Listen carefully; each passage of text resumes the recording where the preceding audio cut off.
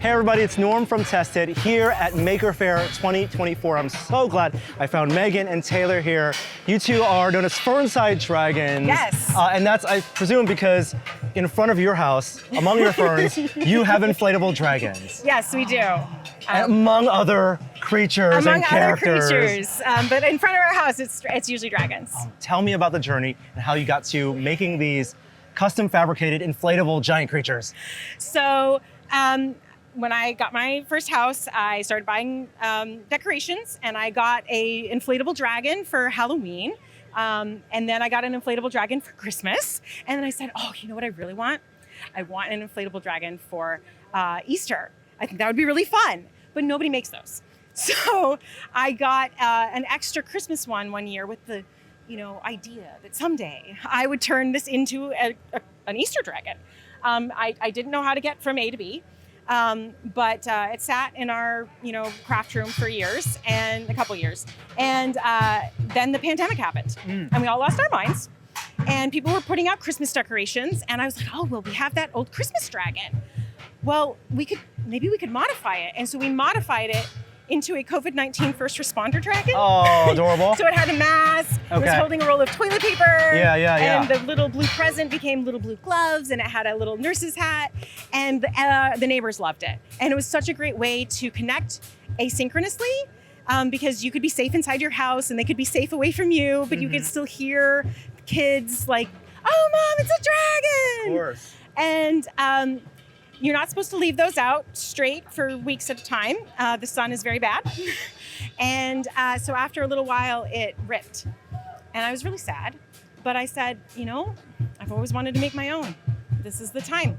So we ripped it apart and we made a 4th of July dragon because it was close to 4th of July. We used the wrong fabric. It didn't stay up. We had to hold it up. I was really sad.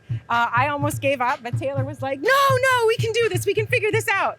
And we changed fabrics. We changed, we started to iterate. The next one stood up by itself. And it's just, we've made over a dozen dragons. No dragon is the same. We've changed something every single time. Really made the pattern our own, branched out into other things, branched out into costumes, and just, really ran with it. All right, so walk me through then that process of you're coming up with a new character, you're trying a new shape. These are, complex shapes to make them hold the form, make it visible, make them wearable, yes. Right? Where do you start? We steal a lot of our stuff. So the dragons, as I said, they were pre-existing ones. We've also pulled stuff from plushies.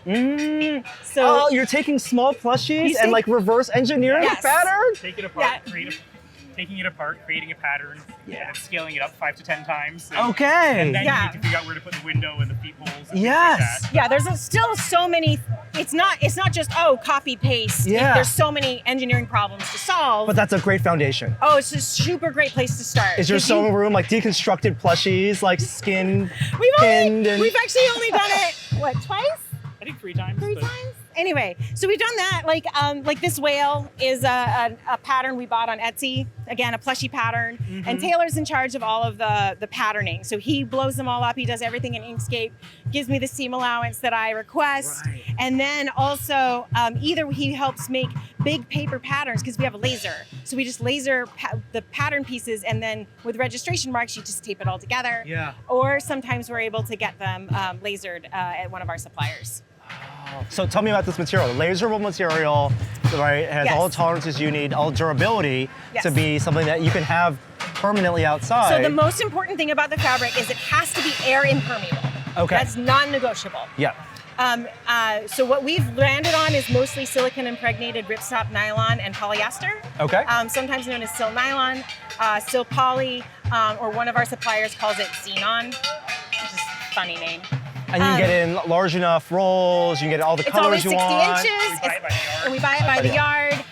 You can even get it custom printed. Nyan Cat here is custom printed. Nice. Nyan Cat expands out to 18 feet.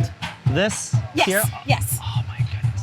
Yeah, so Nyan Cat is The other thing that we've loved to do is that we make these bags in the shape of the store, costumes. right? So for easy, recognizable storage. Yeah, so we know exactly what it is. This is Nyan Cat. It packs down in here. It is literally 18 feet long. And is this like a small, scaled down version of that same pattern? Yeah, identical pattern scaled down.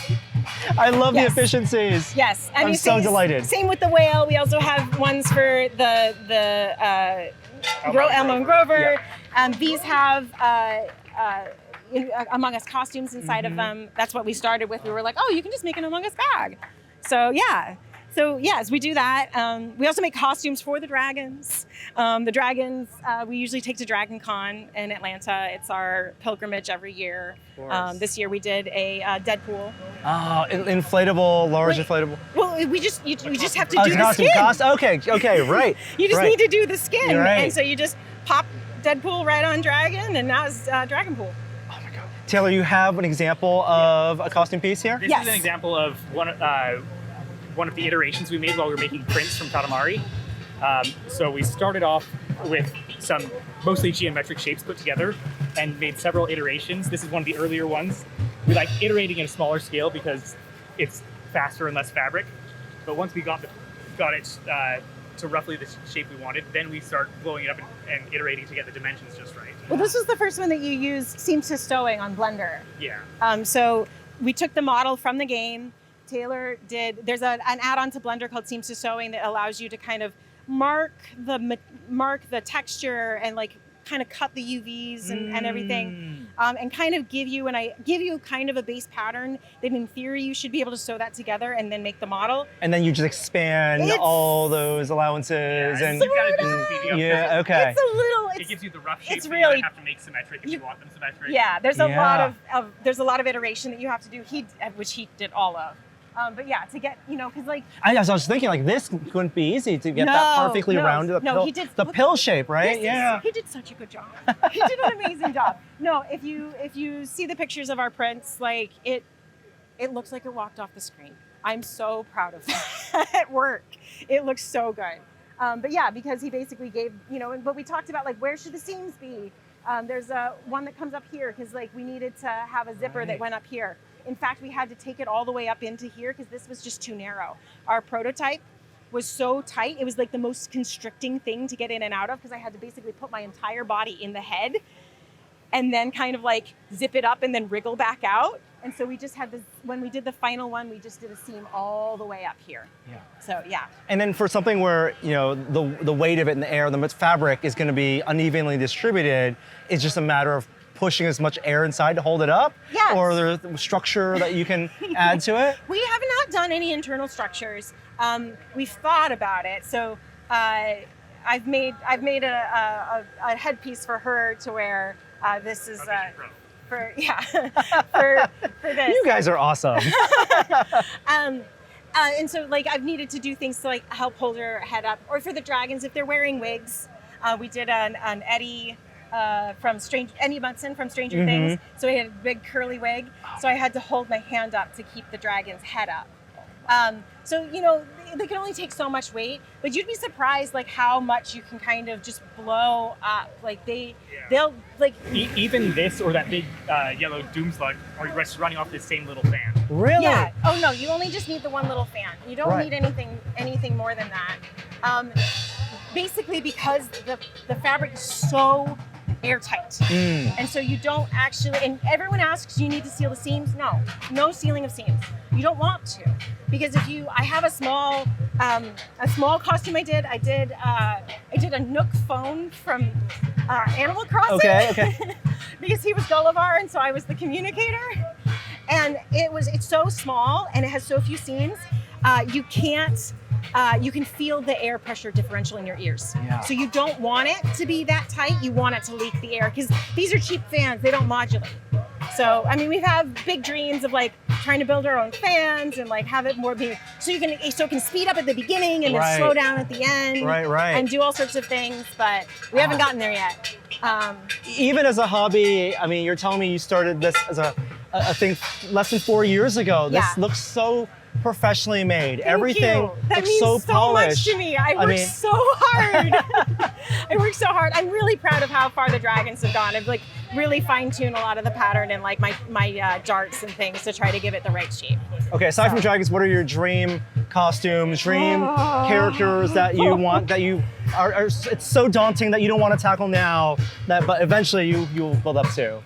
Well, we're definitely going to do a hetsu. So we have I mean, this is a little sticker of it, but we have a little Korok that we've done.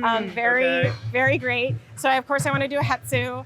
There's some other much larger, much more ambitious Zelda things that I would like to do that might remain nameless for a bit, but yeah, I have big dreams. And I mean that, like, being Nyan Cat was like, that was a dream come true. Yeah. I've loved Nyan Cat since Nyan Cat was Nyan Cat, and I've always been, oh, it'd be such a fun cosplay. Like, how would I cosplay Nyan Cat? Inflatable. And then, like, again, like, Prince was like such a dream, and so to be able to like do that, because there's just, I mean, I wish I could show you, and like, being in the costumes, they're so animated. They're so animated because very little movement just gives so much life. So much life. So I have a dragon that's a costume. Kids love it. Because it just takes a little bit of movement, and like the dragon is just like so super happy and like dancing around and so fun. Prince, like, his head like just bobbles back and forth like all the time. You just get so much movement out of it that, like, I don't know. I have so many dreams. I have like such a long list of things. I feel like I have like 10 years worth of ideas.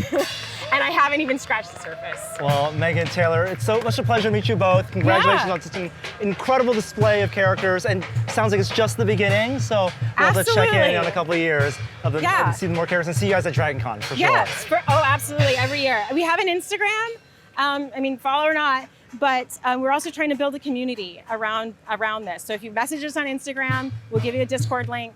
And you know, we've helped other people make inflatables, and we're always like trying to, you know, help and outreach and build community, because like so many people don't realize that you can do this. Yeah. It's way more accessible than you think. Incredible. Thank you so much. Yeah. Thank you. Thank you guys so much for watching that video. I would be remiss if I didn't tell you we have some excellent merch. We have a 5-pack of demerit badges for sale right now at tested/store.com. We've got the I hung it off of level demerit badge, the I built the chair backwards demerit badge, the I hit my thumb with a hammer demerit badge. We've got the stapler in my finger demerit badge, and my favorite, I stuck the duct tape to itself demerit badge. Get yours now, tested/store.store. Tested-store. Tested. It's right here. There. Just click there.